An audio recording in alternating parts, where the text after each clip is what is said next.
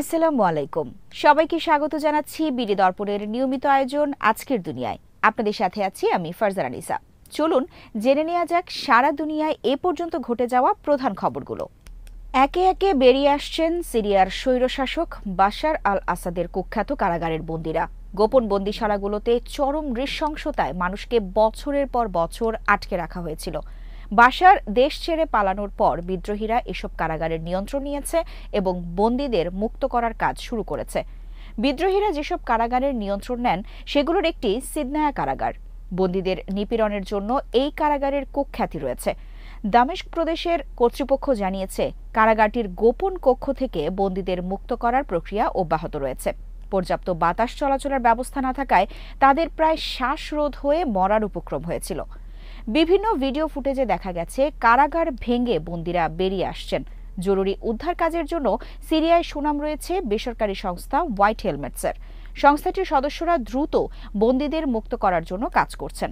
British সংবাদ মাধ্যম the guardian জানিয়েছে ওই কারাগারে একটি গোপন দরজা পাওয়া গেছে, যেটি দিয়ে ভূগর্ভস্থ চেম্বারে যাওয়া যায়। মাটির নিচে সেখানে 5 তলা পর্যন্ত গোপন কক্ষ রয়েছে। এটির সন্ধান পাওয়ার পর শত শত স্বজনহারা মানুষ তার প্রিয়জনের খোঁজ পেতে সেখানে জড়ো হয়েছেন। বিবিসি জানিয়েছে সিদনায়া কারাগার থেকে বেঁচে ফেরা, কারাগারে নির্যাতনের শিকার এবং সেখানে বন্দী আছেন এমন অনেকের পরিবার নিয়ে 2017 সালে গঠিত হয় association of detainees and missing persons of Sednaya. 2022 সালে সংগঠনটির এক প্রতিবেদনে জানানো হয় গৃহযুদ্ধ শুরুর পর সিদনায়া কারাগার মৃত্যু শিবিরে পরিণত হয়।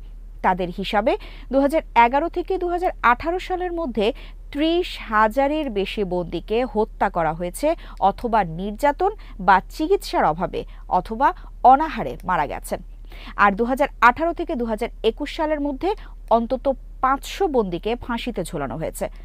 শরাভান নামের এক নাগরিক বিবিসিকে বলেন, কারাগার থেকে 20 কিলোমিটার দূরে দামেস্কের আল সালাম মসজিদে গিয়েছিলেন তিনি।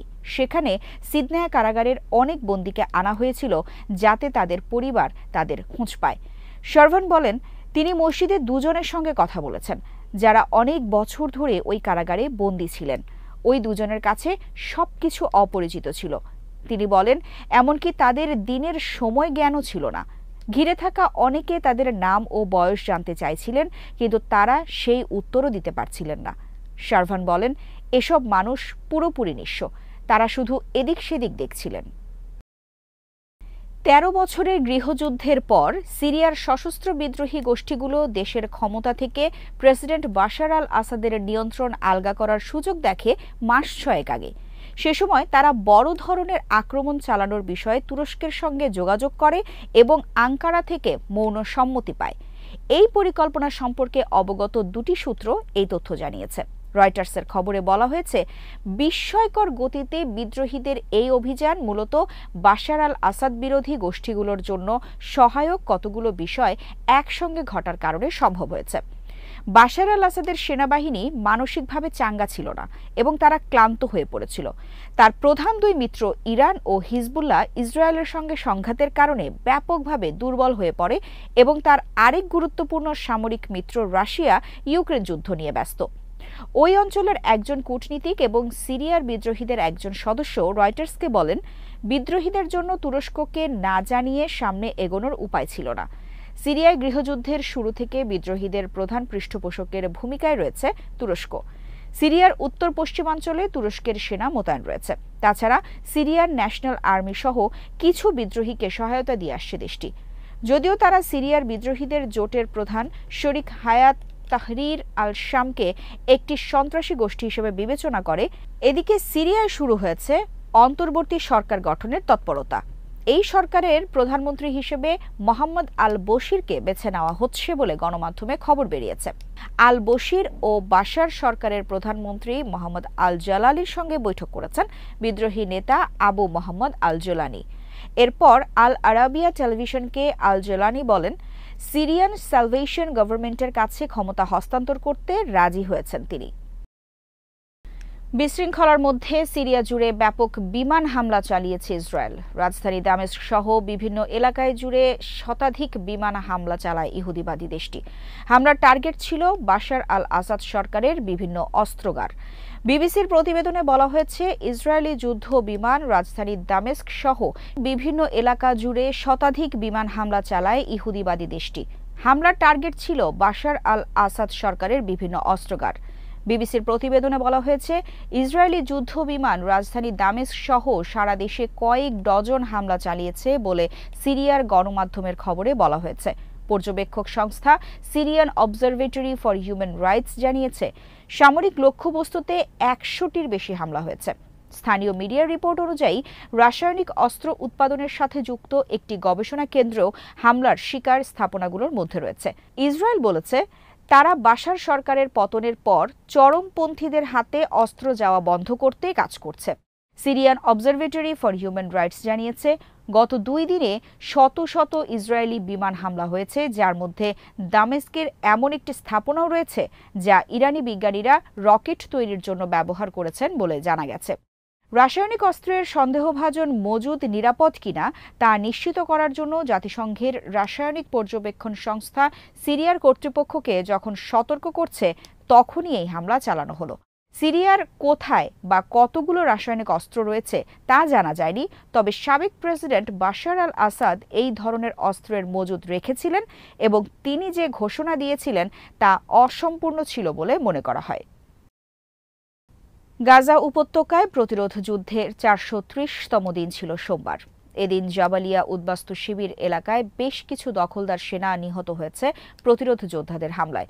ইসরায়েলের পক্ষ থেকে এদিন ২টি পৃথক ঘটনায় ৭ সেনা নিহত হওয়ার কথা স্বীকার করা হলেও হামাস বলেছে প্রকৃত হতাহতের সংখ্যা আরও বেশি। প্যালেস্টাইন ক্রনিকলের খবরে বলা হয়েছে, এসব হামলার মাধ্যমে প্রতিদিন ইসরায়েলকে একটি বার্তা দিচ্ছে হামাস। বার্তাটি হলো, হামাসকে বাদ দিয়ে গাজায় তথাকথিত শান্তি প্রতিষ্ঠা সম্ভব নয়। সোমবার উত্তর গাজার জাবালিয়া ক্যাম্প এলাকায় ইসরায়েলি বাহিনীর বেশ কিছু সেনাকে হত্যা করেছে হামাসের সামরিক শাখা আল কাসসাম ব্রিগেডসের যোদ্ধারা। ইসরায়েলি আর্মি ওই হামলায় ৩ সেনা নিহত ও ১২ সেনার আহত হওয়ার কথা স্বীকার করেছে। ইহুদিবাদী দেশটির চ্যানেল 14 জানিয়েছে, এই হামলায় হতাহত হয়েছে ইসরায়েলি সামরিক বাহিনীর গিভাতি ব্রিগেডের সেনারা। ১০ জন ফিলিস্তিনি যোদ্ধার একটি দল সেনাদের ওপর রকেট ও স্বয়ংক্রিয় অস্ত্র নিয়ে হামলা চালিয়েছে। খবরে বলা হয়েছে, সেনারা একটি ট্রাকে বিস্ফোরক বোঝাই করেছিল। ট্রাকটির ওপর হামলা হলে সেটি বিস্ফোরিত হয় এবং সেনারা নিহত ও আহত হয়। একই দিন আল কুদস ব্রিগেডস ও আল কাসসাম ব্রিগেডস একটি যৌথ অভিযান চালিয়েছে দখলদার সেনাদের ওপর। নেতজারিম এলাকায় ইসরায়েলি কমান্ড অ্যান্ড কন্ট্রোল সেন্টারে একযোগে হামলা চালিয়েছে তারা। এছাড়া লেবানন সীমান্তে এদিন ৩ সেনা নিহত হওয়ার কথা স্বীকার করেছে ইসরায়েল। হাঁটতে গিয়ে মাটিতে পুঁতে রাখা মাইন বিস্ফোরণে তারা নিহত হয়। দক্ষিণ লেবাননের রাস আল নাকুরা সীমান্তের কাছে এই ঘটনা ঘটেছে। ইসরায়েলি আর্মি রেডিওতে অবশ্য ৪ সেনা নিহতের কথা বলা হয়েছে। এদিকে প্রেসিডেন্ট বাশার আল আসাদকে ক্ষমতাচ্যুত করে স্বাধীনতা ও ন্যায় বিচারের আকাঙ্ক্ষা অর্জন করায় সিরিয়ার জনগণকে অভিনন্দন জানিয়েছে ফিলিস্তিনি স্বাধীনতাকামী সংগঠন হামাস।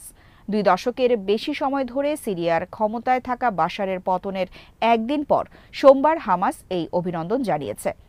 গাজা উপত্যকার ক্ষমতাসীন এই গোষ্ঠী এক বিবৃতিতে বলেছে, আমরা সিরিয়ার মহান জনগণের পাশে দৃঢ়ভাবে রয়েছি এবং সিরিয়ার জনগণের আকাঙ্ক্ষা, স্বাধীনতা এবং রাজনৈতিক পছন্দকে সম্মান জানাই।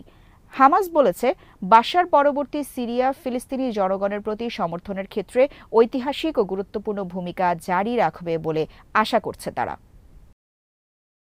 মিয়ানমারের বাংলাদেশ সীমান্তবর্তী মংডু শহর দখলের দাবি করেছে দেশটির সশস্ত্র বিদ্রোহী গোষ্ঠী আরাকান আর্মি। কয়েক মাস ধরে মিয়ানমারের সেনাবাহিনীর সঙ্গে লড়াইয়ের পর মংডু শহরের নিয়ন্ত্রণ নিয়েছে তারা। ফলে বাংলাদেশ মিয়ানমার সীমান্তের প্রায় ৩৫০ কিলোমিটার সীমান্তের পুরোটাই আরাকান আর্মির নিয়ন্ত্রণে চলে গেছে। মিয়ানমার বিষয়ক সংবাদ মাধ্যম ইরাবতী জানিয়েছে, রোববার মংডু শহর দখল করে বাংলাদেশের সঙ্গে মিয়ানমারের ২৭০ কিলোমিটার দীর্ঘ সীমান্তের সম্পূর্ণ নিয়ন্ত্রণ নিয়েছে আরাকান আর্মি। সশস্ত্র এই বিদ্রোহী গোষ্ঠীটি জানিয়েছে, তারা জান্তার শেষ অবশিষ্ট সীমান্ত ঘাঁটি মংডু শহরের বাইরে অবস্থিত বর্ডার গার্ড পুলিশ ব্যাটালিয়ন বেশ কয়েক মাস লড়াইয়ের পর রোববার সকালে দখল করেছে। এর আগে রোববার আরাকান আর্মি জানায়, ঘাঁটি ছেড়ে পালিয়ে যাওয়ার সময় তারা Arakan Rohingya army, Arakan Rohingya salvation army এবং রোহিঙ্গা সলিডারিটি অর্গানাইজেশনের সরকার এবং সহযোগী রোহিঙ্গা মিলিশিয়াদের ওপর আক্রমণ চালাচ্ছে। রাখাইনের মিডিয়া সোমবার জানিয়েছে, মংডুর এই যুদ্ধের পরে প্রায় ৮০ জন রোহিঙ্গা বিদ্রোহী সহ সরকারি সৈন্যদের পাশাপাশি সামরিক অপারেশন কমান্ড 15-এর কমান্ডার ব্রিগেডিয়ার জেনারেল থুরেইন তুনকে গ্রেফতার করেছে আরাকান আর্মি। আরাকান আর্মি মে মাসের শেষের দিকে মংডু আক্রমণ শুরু করে, আর সীমান্তবর্তী এই শহরের সম্পূর্ণ নিয়ন্ত্রণ পেতে ৬ মাস সময় লাগল গোষ্ঠীটির। ইরাবতী বলছে, আরাকান আর্মি এখন বাংলাদেশের সীমান্তবর্তী মিয়ানমারের ৩টি শহরেরই নিয়ন্ত্রণ নেওয়ার দাবি করছে। এগুলো হচ্ছে রাখাইন প্রদেশের মংডু ও বুথিডাং এবং চীন প্রদেশের পালেতোয়া। পালেতোয়ার সঙ্গে ভারতের সীমান্তও রয়েছে। যুক্তরাষ্ট্রের ভূখণ্ডে জন্মগ্রহণ করলে স্বয়ংক্রিয়ভাবে দেশটির নাগরিকত্ব প্রাপ্তির যে আইন বা বিধি এতদিন প্রচলিত ছিল তা বাতিলের ঘোষণা দিয়েছেন দেশটির নবনির্বাচিত প্রেসিডেন্ট ডোনাল্ড ট্রাম্প। একই সঙ্গে ২০২১ সালের ক্যাপিটল হিল দাঙ্গায় জড়িতদের ক্ষমার ঘোষণাও দিয়েছেন তিনি। বিবিসি প্রতিবেদনে বলা হয়েছে, আগামী মাসে প্রেসিডেন্ট হিসেবে দায়িত্ব নেওয়ার প্রথম দিনেই ২০২১ সালে ক্যাপিটল দাঙ্গায় জড়িতদের ক্ষমার দিকে তিনি নজর দেবেন বলে ডোনাল্ড ট্রাম্প জানিয়েছেন। এনবিসির মিট দ্য প্রেস অনুষ্ঠানে দেওয়া সাক্ষাৎকারে ট্রাম্প বলেন, এই মানুষগুলো নরক যন্ত্রণা ভোগ করছে। গত নভেম্বরের নির্বাচনে জয়লাভের পর এই প্রথম কোনো সম্প্রচার নেটওয়ার্কে ইন্টারভিউ দিলেন এই রিপাবলিকান নেতা। এছাড়া যুক্তরাষ্ট্রে জন্মগ্রহণকারী যে কারো জন্য স্বয়ংক্রিয় নাগরিকত্ব পাওয়ার যে প্রক্রিয়া রয়েছে সেটিও বন্ধের প্রতিশ্রুতি দিয়েছেন ট্রাম্প। তবে তিনি যুক্তরাষ্ট্রের শিশু অবস্থায় নিয়ে আসা নথিপত্রবিহীন কিছু অভিবাসীকে সহায়তায় ডেমোক্র্যাটদের সঙ্গে কাজ করার ইচ্ছা প্রকাশ করেছেন। গত শুক্রবার রেকর্ড করা এই বড় ইন্টারভিউতে ট্রাম্প আগামী ২০ জানুয়ারি প্রেসিডেন্ট হিসেবে দায়িত্ব পালন শুরুর পর অভিবাসন, জ্বালানি এবং অর্থনীতি সহ অনেকগুলো নির্বাহী আদেশ জারি করার প্রতিশ্রুতি দিয়েছেন। ২০২১ সালের ৬ জানুয়ারি ওয়াশিংটন ডিসির ক্যাপিটল ভবনে কংগ্রেসের যৌথ অধিবেশনে হামলা চালায় ট্রাম্প সমর্থকরা। কংগ্রেসের যৌথ ওই অধিবেশনে সেদিন জো বাইডেনকে আনুষ্ঠানিকভাবে পরবর্তী প্রেসিডেন্ট হিসেবে ঘোষণা করার প্রস্তুতি চলছিল। এক পর্যায়ে ক্যাপিটল ভবনের নিরাপত্তা ব্যারিকেড ও মূল ফটক ভেঙে ভেতরে ঢুকে পড়েন ট্রাম্প সমর্থকরা। হামলাকারীদের অনেকেই ছিল সশস্ত্র। ভেতরে ঢুকে সেনেট হলে রীতিমতো তাণ্ডব চালায় তারা। শুধু তাই নয়, তৎকালীন স্পিকার ন্যান্সি পেলোসি সহ বেশ কয়েকজন আইন প্রণেতার কার্যালয়েও তছনছ করে তারা। হামলা সংঘর্ষে এক পুলিশ সদস্য সহ নিহত হন ৫ জন। আজ এখানেই শেষ করছি। সবাই ভালো থাকুন, সুস্থ থাকুন আর দেখতে থাকুন বিডি দর্পণ। চ্যানেলটি ভালো লাগলে সাবস্ক্রাইব করুন, সংযুক্ত থাকুন আমাদের ফেসবুক পেজে। আল্লাহ হাফেজ।